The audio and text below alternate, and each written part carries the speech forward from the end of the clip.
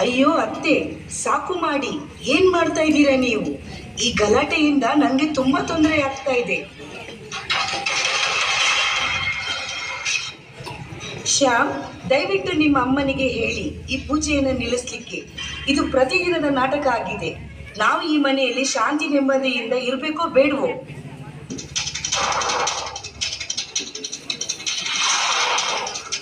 ಏನಾಯ್ತು ನಿಧಿ? ಬೆಳಗ್ಗೆ ಬೆಳಗ್ಗೆ ಯಾಕೆ ಕಿರಿಸ್ತಾ ಇದೀಯಾ?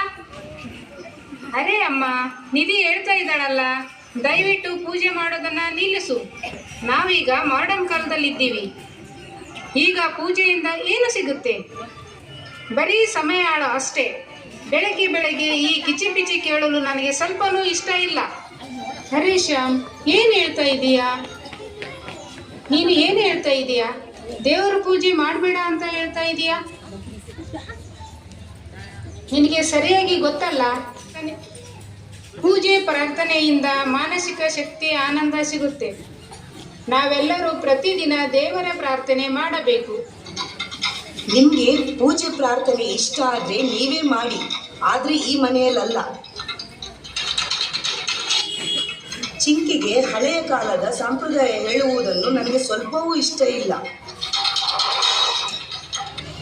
ಈಗ ನೀವು ಈ ಮನೆಯಲ್ಲಿ ಇರುವುದು ಬೇಡ. ಇಲ್ಲಿರೋದು ಬೇಡವಾ? ಇಲ್ಲಿರೋದು ಬೇಡವಾ?